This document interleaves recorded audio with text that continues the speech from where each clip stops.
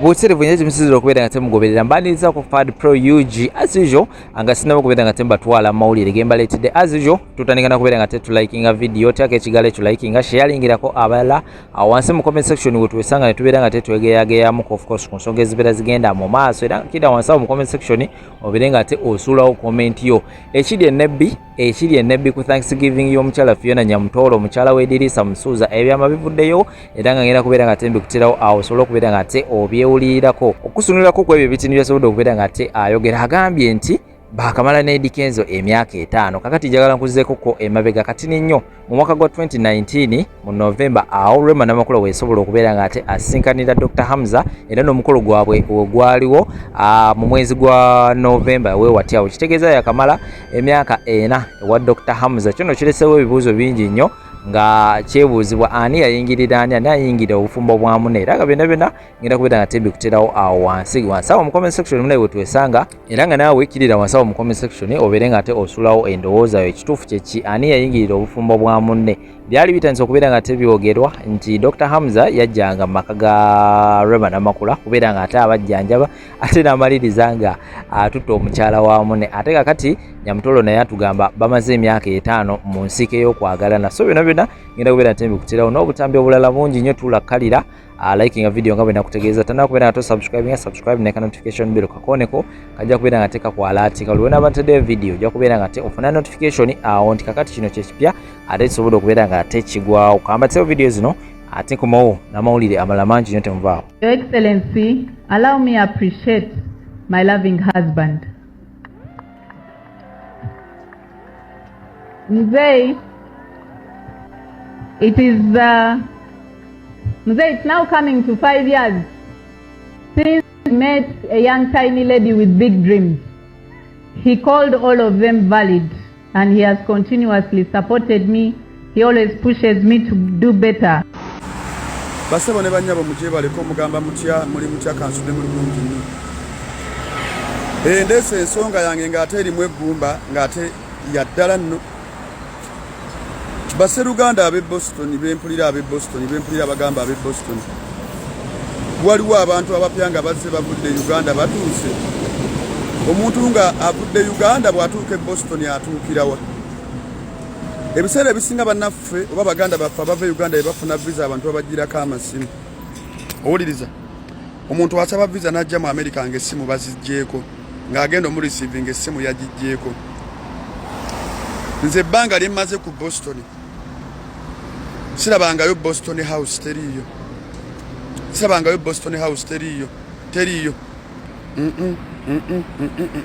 Teriyo. Omuntu bamugobe ebweru naye nga talina wagenda kusula agenda asule mu shelter. But that is a community. You see community. A community is a group of people living together and helping each other. Tuleme kwogera bogezi community nga tetumanyi na mugaso gwayo. Teri kintu kisinga kunnuma nga muyamba bafu abalamu temubayamba ekyo nkiddamu. Waliwo abaana bemmanyi basula bweru nga tebabayamba kaabo lwaki temubanoonyako ne mubayamba. Nabakwatako ku live wano ne ba hostinga ne mbaleeta ne mbabuuza ne mbakolako interview. Nabakwata live ku TikTok nga ndi live ne baŋŋamba tetwagala otutu bw'obanga waliwo abakutumye bannayuganda be bakutumye otutunuzeemu kamera genda ne kamera zo tutunuzaamu. Ne bagamba twali mu Uganda ntumye naye nzize ku lwange nganze nti okay ne balyoka banzikiriza obatunuzaamu kamera. Buli mu Uganda ali mu America alina storage ayinza okugamba ate nno embi ddala. Waliwo bakasukidde ebintu ebweru, waliwo balangidde emmere, waliwo badipotingisiza. Buli muntu ali mu America alina story to tell naddala okusinga ekibuga kino ekiyitibwa Massachusetts, Boston. Nchidda mu Boston kyenumirizaako Boston.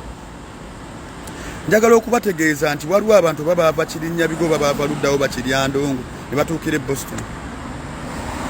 Wano wali abantu abalina emitima ogwakkona ebiwero. Wano omuntu okutwala ku poliisi akukoleko omusango tekitwala second. Wano abantu ba wano oba baabaki oba beekyawa oba baabaki bw'otunuulira communities zonna zonna eziri mu America community eri egyo ekyasinze okwekolera erinnya mu bubi bagamba community ye Boston erinnya mu bubi ekyo nkibabuli asigenda kirumamu abakyasinze okwekolera erinnya mu bubi mu diaspora bagamba Boston oyo nagamba sigenda tuukira Boston sigenda tuukira mu Boston nze akavuyo ke Boston nakasangawo nga sinnajja kuva Kyaddondo nti nenga abantu be Boston bamutawaana nnyo babaki bebbira abasajja bebbira abakazi bewaayiriza beesibisa betwala mu makooti bateekawo emisango bo baatuuka mu Amerika baamala ate abakola ebyo byonna byolaba tasobola kudda Uganda tasobola kudda Uganda buli akole empisa ezo bwezi kyembyo manya Uganda tagenda kuddayo bali kuno baatuuka gye balaga bali kuno beefundira n'ebijja gye babaziika bali kuno bw'omubuuza bakuzaalawa ng'ate bamuzaala Uganda agamba nze ndi mu Amerika byakuddamu nombuuza date of birth nagamba nze ndi mu Amerika naye nga date of birth alaga bamuzaala Uganda tebalina na nnyumba yaabwe ti ne bwe tuba tufiiriddwa tukuŋŋaanira wano tugenda tubuyaana bubuyanyanga era abatalina waakubeera emyaka abantu abamaze ku Boston ekitone nnyo waliwo abamazeeko n'emyaka 3 myaka 4 myaka 5 naye nga bw'omubuuza nti waaye ku myaka 5 gy'omaze ku Boston mwine ennyumba gye mwali muguze nti eno ya community ne mukuŋŋaana mga tuguze ekizimbe nti bwe tuba tufiiriddwa tukuŋŋaanire wano tekiriiyo wabula bakanya kimu nti Boston ye yaffe Boston ye yaffe Boston ye yaffe Boston tekyali yammwe kubanga reputation yammwe naddala mu abaluddeko kuno abaluddeko ba veteran abaluddeko kuno njagala mukitegeere mmwe abaluddeko kuno abaluliddeko ddala ba retired mbadde mbasaba oliriza muguleeyo ekizimbe era sente ezange ze zisooka mba mu kuŋŋaanya ez'ekizimbe njagala kuba challenginga ezange ze zijja okusooka ku kizimbe ne muguleeyo ekizimbe muleke kutuswaza abeeranda ni balina Uganda House e Boston muyina kitewali bwe tukuŋŋaanira mu makanisa oluusi mu mayumba g'abantu bwe twagala ogendako mu mizannyo tebalina etuzannyira mizannyo usegedde ebifo bye tugendamu oluusi tetujja nayo bitono bifunda community yaffe eye Boston ekitone nyirabika ina abantu ababeera n'emitwalo 10 ne bwe tukuŋŋaana maximum capacity baagala abantu bina bantu 3 abasigadde ne babeera wabweru kati bwe muyimira wabweru ku America kyekiddako overcrowded bayita police nti wabweru tulaba abantu bangi police ekivaamu nga batandika tugoba it is a very big shame temwina kyemulina wabula mwina byammwe bye mwenyumizamu ne temwina kyemulina kino kigatta community n'abantu abalina office zaabwe besasulira mu nsawo zaabwe ekyo kya buswavu okitegedde temuvanga nayo ne mugamba nti omuntu oba alina office tumuwe ku ssente tumufandinge office eyo emire ku lulwe neera buli akola office ng'agenda kuyamba community nga naye mumulwanyisa buli atandikawo community nga naye mumulwanyisa so nno nga mwandibadde mulaba omuntu atandise office ne mugaa kati eno office community yeyina ogisasula yeyina osasula rent yeyina okukola buli kimu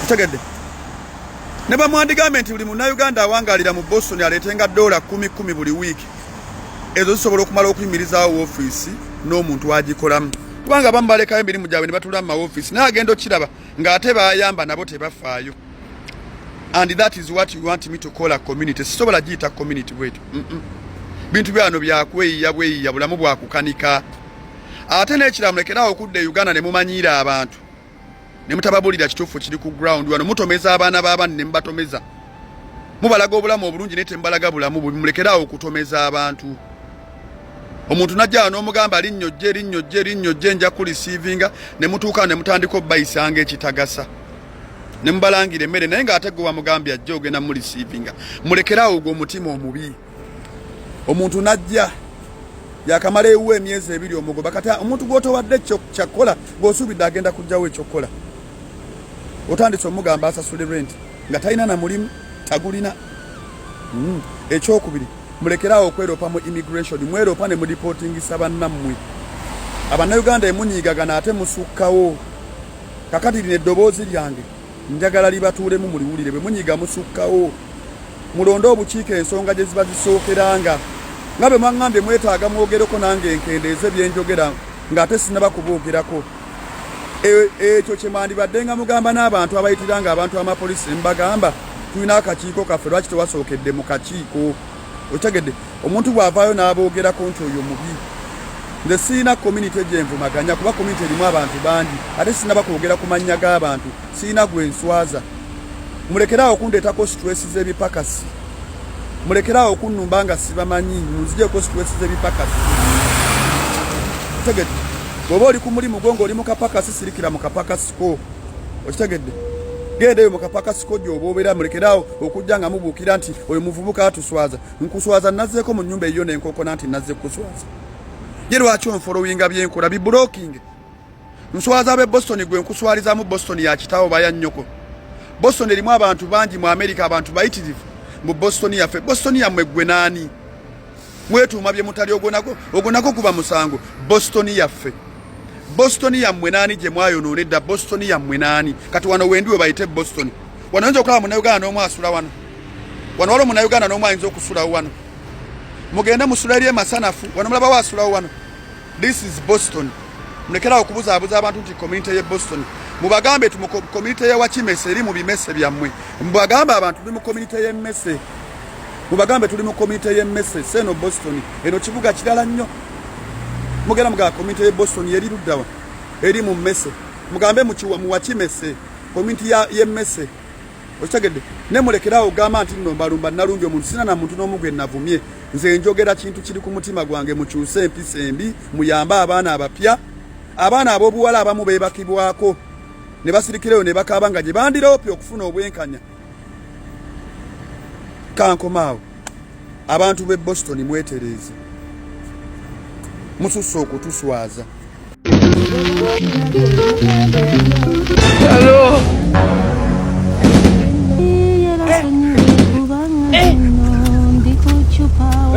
Aujourd'hui aussi, c'est un autre. Should I call you Mr? Komanyoko. Hey, owange muwala. Ogamba otya. Nga abana b'ennaku zino temukyalina mpisa we mugejja ku bubina. Bannange soko gye wano, soko gye wano. Jangu temunyina mpisa. Ennaku zino mwemotola. Anti sire kunyani akutumye enku. Wabange tonkuba. Why are you gay? Mama wali atya. Ate jjajja. Muwala nze seekuba mu nsiko wakyalira ensiko olina ku kigaaga Buyasama. muwala ekigaaga tokimanyi badde njagala kukebera abakulu b'okukyalo fe tukebera abaana abawala ennaku zino muyitiriza nnyo tuswaze emiryango giryo pente girimuzigi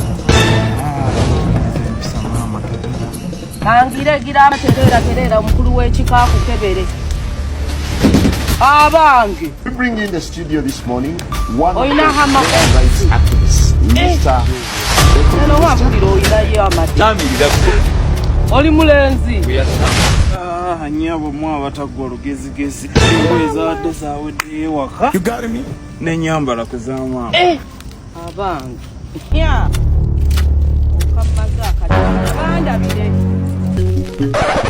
gezi lukomye Buyasama. Yesebo sikyaddamu lugezigezi.